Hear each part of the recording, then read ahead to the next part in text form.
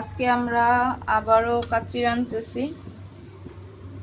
এখানে বাসমতি চালটা একটু হাফ সিদ্ধ হওয়ার জন্য বসানো হয়েছে,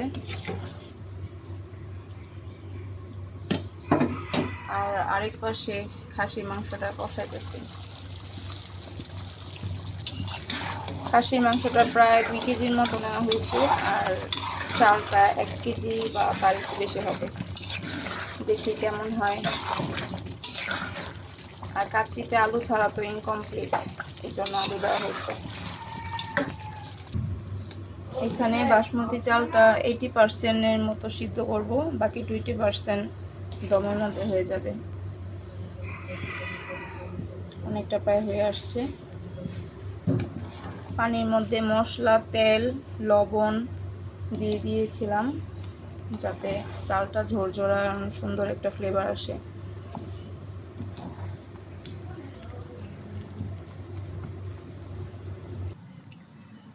চালটা প্রায় 80% হয়ে আসছে, তারপর ছেঁকে নিয়েছি।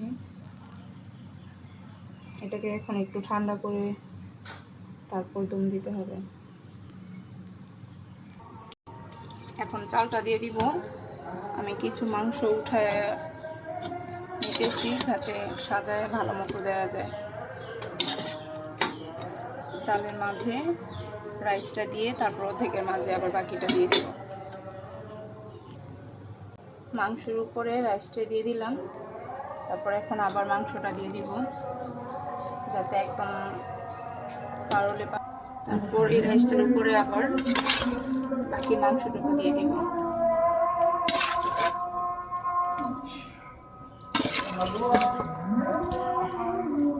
তারপর কিছু পেঁয়াজ বেরেস্তা আর কিছু কিশমিশ দিয়ে দিলাম। এখন উপরে আবার রাইস দিয়ে দিব।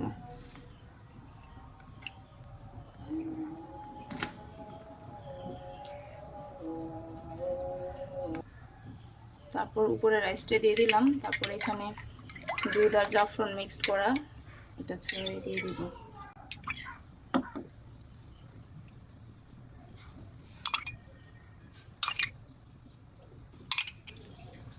কিছু কিশমিশ দিয়ে দিব, একটু সাজিয়ে ডেকোরেশন করে ঢেকে দিব।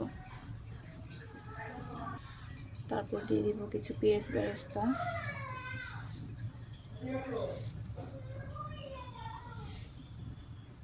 আপনারা আর অন্যভাবে রান্না করতে পারেন, আমি আমার মতো করে রান্না করেছি। কিছু কাঠবাদাম দিয়ে দিলাম,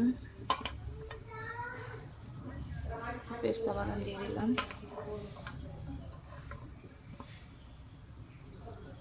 আপনারা চাইলে আরও ডেকোরেশন অ্যাড করতে পারেন। আমি এখানে আগেই ঘি দিয়ে ফেলছিলাম, তাই এখন আর ঘি দিব না। তারপরে এখন দম দিয়ে ঢেকে দিব। দেখি কেমন হয়েছে।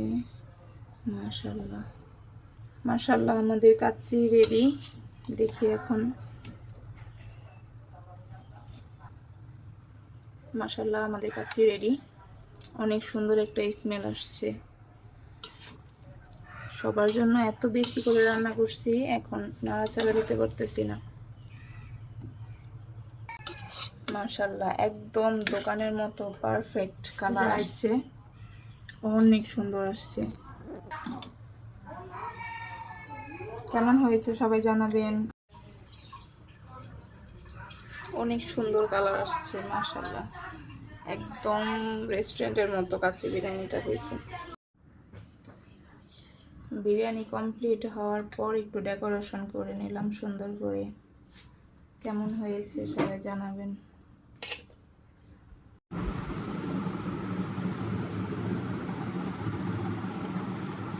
কেমন হয়েছে? গুড।